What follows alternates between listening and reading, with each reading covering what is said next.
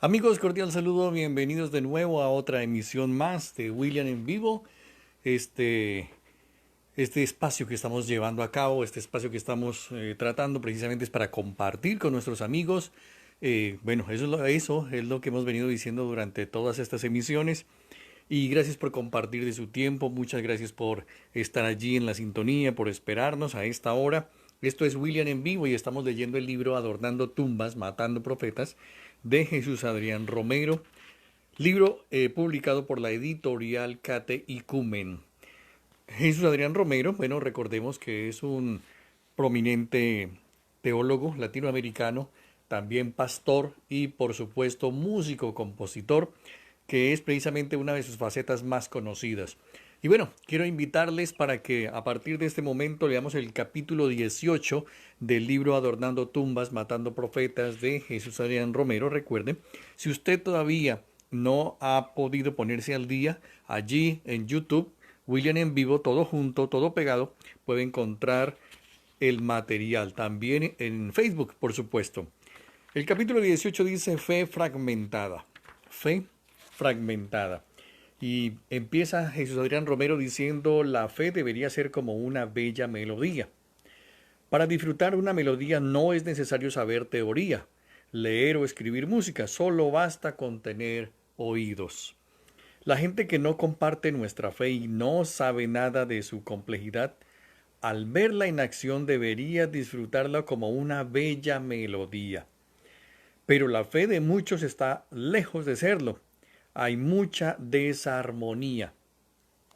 La experiencia cristiana moderna sufre completas incoherencias.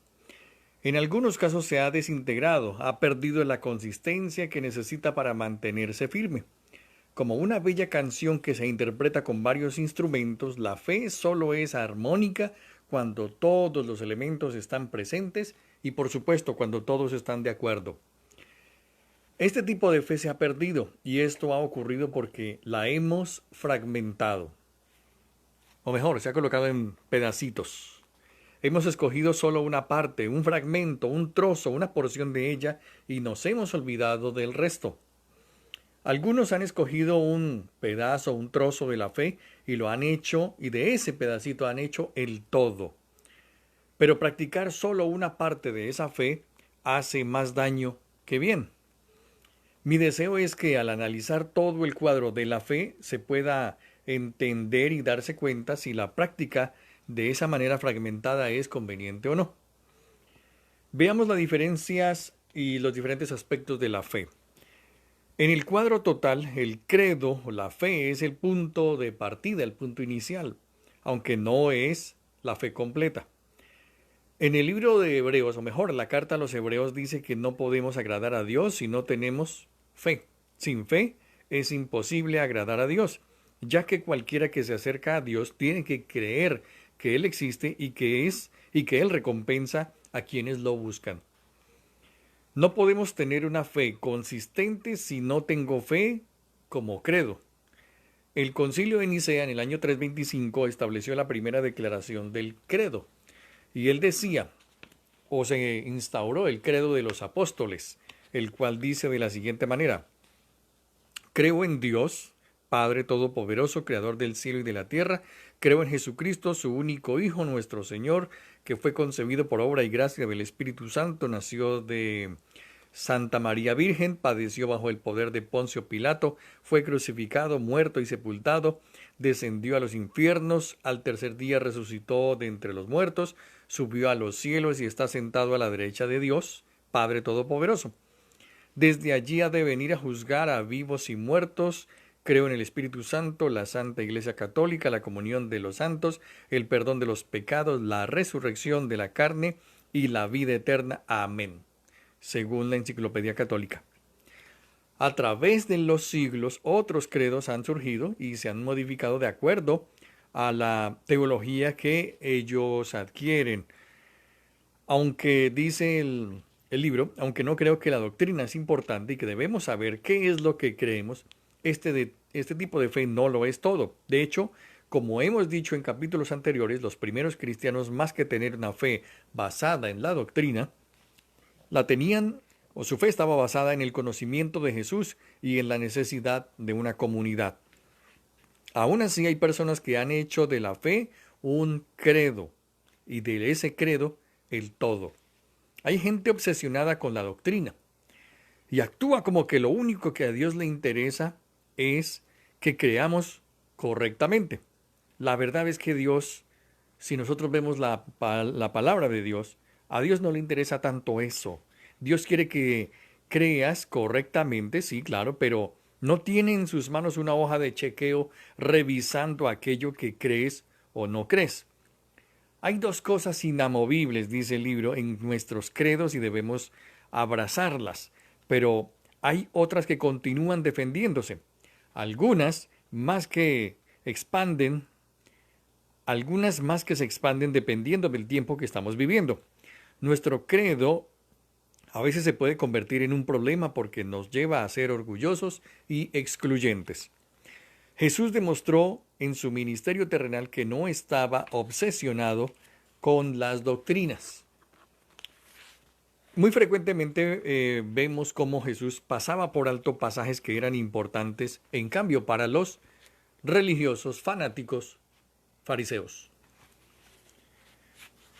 Con Jesús se da inicio a una etapa en la que algunas cosas de la ley quedaron atrás o simplemente se reinterpretaron. Cuando los fariseos criticaban a los discípulos por recoger espigas de trigo en el día de reposo, Jesús les dijo que el sábado, es decir, la ley, la doctrina agregada por el autor, fue hecho por causa del hombre y no el hombre por causa del sábado. Al hablar de esa manera, él estaba haciendo una declaración muy importante. El hombre está sobre la doctrina y no la doctrina sobre el hombre. No es la doctrina la que está impuesta. Es decir, el credo, la doctrina, la teología, no fueron hechos para perjudicar al hombre, sino para ayudarlo. Pero los fariseos estaban haciendo exactamente lo contrario. Habían convertido al hombre en un peón que le servía a la ley. Habían convertido al ser humano en un esclavo de la ley. Y allí esa ruptura de la importancia del ser humano y lo relativo de algunas leyes o doctrinas lo encontramos en la visión del apóstol Pedro. Pedro tiene un tipo de éxtasis en el que ve descender un lienzo, dice la Biblia, un lienzo del cielo, donde hay todo tipo de animales inmundos. Pero una voz le dice, mata y come. Pero él, como todo judío que cumple con la ley, responde, de ninguna manera, Señor. Jamás ha entrado en mi boca algo impuro o inmundo. Y la voz le insiste, lo que Dios ha purificado tú no lo llames inmundo, no lo llames impuro. Por supuesto que esta experiencia que tuvo el apóstol Pedro lo lleva a entender que el mensaje del Evangelio era también para los gentiles, o sea, para los inmundos, era para aquellas personas que no pertenecían al pueblo de Israel. La realidad es que podemos creer que todas las cosas correctas, repito, la realidad es que podemos creer todas las cosas correctas y seguir de lejos de Dios. Y podemos simplemente seguir atados. Pablo, hablando del conocimiento de ciertos principios, dijo, porque la letra mata, pero el espíritu vivifica. Al decir el espíritu vivifica, está hablando de la importancia de una vida espiritual, más que el conocimiento de las doctrinas, la teología. La letra por sí sola mata. Otro tipo de fe es la fidelidad. Así expresamos nuestra fidelidad hacia Dios. La mejor manera de entenderlo es haciendo el paralelo con la fidelidad que debe haber en una pareja. Cuando te casas, prometes tenerla hacia tu cónyuge. ¿Qué cosa? La fidelidad. Esto es fe manifestada en fidelidad. Todos hemos escuchado la expresión actuar de buena fe. Este es un término incluso legal. Cuando empezaste tu camino en la fe, le dijiste a Jesús, te seguiré y seré tu discípulo. Cuando cumplimos, estamos viviendo la fe. Se llevó a cabo una encuesta de investigación con 100 hombres que asistían regularmente a una iglesia y otros 100 que no lo hacían. Analizando la ética laboral de ambos grupos, después la investigación concluyó que no había diferencia entre la ética laboral del hombre que va a la iglesia y la del hombre que no iba a la iglesia. Esto es falta de fe como fidelidad. La fe como fidelidad de nuestra parte es la entrega del yo en su nivel más profundo, dándole a Dios nuestra lealtad y nuestro compromiso, nuestra palabra. Hay personas que profesan tener fe, pero con sus actos lo niegan completamente. Lo contrario a este tipo de fe no es la duda, sino la infidelidad. Cuando Jesús dijo, generación perversa y adúltera, no estaba hablando de relaciones sexuales fuera del matrimonio. Estaba hablando de infidelidad en contra de Dios. Los judíos, los israelitas, habían declarado que iban a amar y a obedecer sus mandamientos, los mandamientos que Moisés le dio, pero fallaron. Este tipo de fe significa ponerle atención a tu relación con Dios obedeciendo su palabra y su ejemplo, rechazando lo que Él rechaza, la injusticia, por ejemplo, el doble ánimo, la hipocresía, el pecado, la discriminación, amar lo que Él ama. ¿Qué cosa? La pureza, la justicia, la compasión. Pero también hay una fe que no sirve. ¿Cuál es esa? Santiago, por ejemplo, escribe acerca de este tipo de fe. ¿De qué sirve, hermanos míos, si alguno dice que tiene fe pero no tiene obras? ¿Acaso puede esa fe salvarlo? Es una pregunta llena de muchos argumentos, una pregunta retórica para quienes hablan de este tema. Y él mismo responde, esa fe no sirve de nada, no salva. Tal vez alguien diga, pero yo tengo la doctrina correcta, sé las cosas correctas, sé lo más importante de la teología, sé cómo hacer un sermón, sé qué es la hermenéutica, la homilética, la exégesis, etc. Santiago entonces le responde, ¿tú crees que Dios es uno? Bien haces, también los demonios creen y tiemblan. No es suficiente creer ciertas verdades, los demonios también las creen, las conocen mejor que ningún ser humano y tiemblan. Tengo que demostrar el carácter de Dios para el mundo. Tengo que demostrar su amor. Tengo que demostrar su misericordia. Debo preocuparme por las cosas que le preocupan a Dios. ¿Qué cosas? Bueno, a Dios le preocupan los pobres, las viudas, los huérfanos, los necesitados, los marginados. A esto se refiere Santiago cuando dice que la fe sin obras es muerta. Si yo no hago nada por los demás y vivo para mí, no me importa qué tan sana sea mi doctrina. Mi fe es muerta. Si no tienes compasión por los perdidos y necesitados, no eres fiel a Dios. No tienes ese tipo de fe. La fe también se puede mirar como confianza. Y aquí dice, creo que este tipo es el corazón de la fe misma, este tipo de fe. Es lo que mantiene todo unido. Esta fe no significa confiar en una serie de verdades o doctrinas que aprendimos, sino hacerlo en Dios. Los bebés y los niños confían en sus padres, no por lo que ellos le enseñan. De hecho, un bebé no entiende cuando le dices te voy a cuidar, sino que a medida que pasa el tiempo se dan cuenta que sus padres lo aman y quieren protegerlos y desarrollan esa relación de confianza, es decir, de fe. Jesús nos enseñó a confiar en Dios como nuestro Padre. Nos guió a orar diciendo, Padre nuestro que estás en los cielos. A veces es difícil confiar en Dios, pero esta fe se trata de aprender a hacerlo y descansar en Él, confiar en Él. Lo contrario a este tipo de fe no es la duda, sino el temor. Y uno de los versículos favoritos en la Biblia es, estad quietos y conoced que yo soy Dios. De hecho, para Jesús Adrián Romero dice él que es uno de sus versículos favoritos. Estad quietos y conoced que yo soy Dios. En medio del temor que nos paraliza, en medio de la incertidumbre, tenemos que quedarnos quietos y confiar en Él. Jesús insistió en llevarnos a este tipo de fe y de confianza. Dice él, fíjense en las aves del cielo, no siembran, ni cosechan ni almacenan en graneros. Sin embargo, el Padre Celestial los alimenta. ¿No valen ustedes mucho más que ellos? Confía en mí, confía en Dios, te dice Jesús. Eso está en Mateo. Ya les digo dónde está en Mateo 12:39. Confía en mí, dice Jesús. La cantidad de ansiedad que estamos experimentando puede ser una evidencia de la falta de fe como confianza. Este tipo de fe tiene poder transformador. Te hace libre de la ansiedad. El crecimiento en fe como confianza echa fuera todo temor.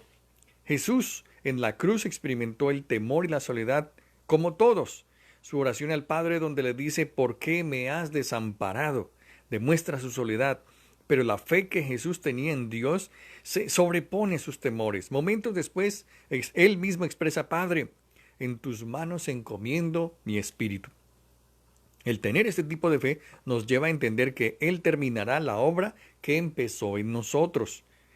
Nosotros hemos puesto la confianza en un redentor implacable y Él no abandona la obra de sus manos. Y esto hay que creerlo y hay que vivirlo. Cuando la gente le falla a Dios y peca, pide perdón por sus pecados, por sus ofensas. Allí debería terminar todo, pero no siempre es así. La futilidad, el temor y la frustración se apoderan de las personas. De hecho, lo que les hace más daño no es el pecado que cometimos, sino el sentimiento de culpa que continúa en ellos a pesar de haber pedido perdón. Le inundan pensamientos de derrota. Nunca podré cambiar, dicen, o pierden la fe, sienten que Dios los abandonó, que Él ahora está fuera de esa ecuación, que no está cerca, que está muy lejos. Se olvidan que Él terminará la obra que empezó. Así que no olvidemos esta verdad. Tu Dios es un redentor implacable. Si estuvo dispuesto a venir a la tierra y dar su vida por ti, ¿cuánto más no hará para librarte de una tentación o un pecado? Ahora miremos la fe como comunidad. Jesús Adrián Romero cuenta que cómo creció él en una iglesia católica. Allí fue bautizado, hizo su primera comunión y cada vez, dice que se acordaba, iba a confesarse. A medida que crecí, dice él, me alejé de ella, de la iglesia, aunque seguía creyendo en Dios. Me alejé y no fue en rechazo a la iglesia. De hecho, tengo bonitos recuerdos de mi niñez en la iglesia católica. Años después, mi mamá tuvo un encuentro con Dios en una iglesia cristiana y poco a poco todos en casa empezamos a ir a ese lugar. Mi padre le tomó tiempo digerirlo. Aunque él era testigo del milagro que había tomado lugar en mi mamá, que fue sanada de cáncer, y de los cambios que hubo en sus hijos, él decía que ir a una iglesia evangélica, al ir a una iglesia evangélica estaría traicionando a su familia y a su fe católica. Aunque no era un hombre con mucho conocimiento acerca de la fe católica, tenía cierta lealtad a la iglesia porque la veía como una familia. Es de entender perfectamente, precisamente esta situación, pero creo que esa parte de la fe la entendía muy bien. La fe se demuestra siendo parte de una comunidad. El apóstol Pablo habla de esa familia, dice, por lo tanto, siempre que tengamos la oportunidad, hagamos bien a todos y en especial a los de la familia de la fe. Hay muchos pasajes en el texto bíblico que se pueden interpretar como individuales, pero son de orden, de carácter comunitario. Empezando con el Padre Nuestro, este insinúa la oración como algo comunitario, algo de todos, algo de esa comunidad, de esa iglesia.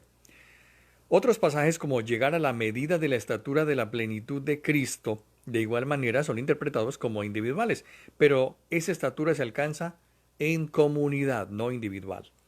Si no soy parte de esa comunidad, estoy practicando una fe fragmentada, una fe incompleta. Estoy solamente tomando un trozo, una parte, una porción de esa fe. De hecho, la comunidad es el lugar donde mi fe entra en acción. Lo repito, es allí en la comunidad, en la iglesia, donde la fe entra en acción. Miremos la fe como actitud. Dice, ¿cómo veo el mundo y cómo reacciono ante él? Tal vez no pensamos que la manera de aproximarnos al mundo tiene que ver con la fe, pero Dice, pero la fe sí cambia nuestra perspectiva, nuestro punto de vista, nuestra forma de ver el mundo. Hay personas que ven la realidad del mundo como amenazante, como hostil. El mundo es malo, dicen. El término clínico para esta manera de verlo sería paranoia. Hay muchos cristianos que sufren de esta situación de paranoia y son perseguidos aquí y allá. Este tipo de personas perciben la vida llena de amenazas para su existencia, accidentes, enfermedades, traiciones, violencia, desempleo, pobreza. Aún su vida espiritual es derrotista. El pecado no se puede vencer para ellos. Es gente que cree que todo cada día va a ser peor. Y en muchos casos no solo el mundo, también incluso la iglesia. Hay muchos creyentes negativos, lamentablemente. La travesía del viajero del alba es un libro escrito por C.S. Lewis. Empieza diciendo, había una vez un chico llamado Eustacio Clarence Scrooge, Fregar, y casi se merecía tal nombre. Sus papás le llamaban Eustacio Clarence y los profesores Scrooge. No puedo decirte cómo se dirigían a él sus amigos, porque no tenía. Él por su parte no llamaba a su padre y a su madre papá y mamá, sino Haroldo y Alberta. A Eustacio le gustaban los animales, especialmente los escarabajos, si estaban muertos y clavados con un alfiler en una cartulina. Eustacio era la negatividad encarnada. De su boca siempre salían comentarios adversos, nada le parecía, nada le agradaba. Tuvo el privilegio de entrar a Narnia con sus primos Lucy y Edmundo, pero aún en este maravilloso lugar lo único que hace es quejarse y quejarse de todo lo que está viendo. Acaba de tener la experiencia más extraordinaria de su vida y no encuentra nada más que hacer que escribir en su diario lo mal que le parece todo lo que está viendo, todo lo que está pasando. De su boca sale tanto negativismo como fuego que después de haber dormido en una cueva termina convirtiéndose en un dragón. Así hay muchos creyentes que, aunque dicen tener fe, viven hundidos en la negatividad. En cambio, hay personas que ven el mundo como dador de vida. Esta es la manera de percibir el mundo como algo bueno. La Biblia dice, por la fe entendemos que el universo fue formado por la palabra de Dios. Dios creó el mundo en el que nosotros vivimos y a través de su Hijo, Jesús, sostiene todas las cosas, dice la palabra. Sí, hay dolor, hay sufrimiento, hay enfermedad, hay gente cruel, hay gente despiadada, pero el mundo es un lugar bueno. Vivimos en un mundo caído donde el pecado nos afecta a todos, pero la gloria de Dios sigue llenando toda la tierra. Dios está presente. Esta fe es como actitud y cuando la tienes, aún el dolor puede verse como un regalo. Te lleva a abrazar el dolor como una herramienta que te llevará a algo bello. Esta es una forma de ver o una perspectiva de esperanza. Es otro punto de vista. Es la luz al final del túnel. Cuando tienes este tipo de fe, habrá cosas que te devastarán, te dolerán, pero no te derrotarán porque crees en la bondad de Dios. Y esto nos lleva a ver el mundo como un regalo para nosotros. Lo hizo para nuestro bienestar. Dios lo hizo para hacernos felices. De esta manera, así como vemos el mundo, nos lleva a encontrar la bondad de Dios en la naturaleza y en las personas, y serán evidentes muchos destellos de la bondad de Dios. Aunque puede crear conflictos teológicos en la mente de muchos, me gusta la propuesta de Richard Rohr acerca de enfocarnos en la bondad original en vez del pecado original. Repito, hay que enfocarnos en el amor de Dios original y no en el pecado original. Esto te lleva a ser más positivo, más alentador, más compasivo, más amoroso.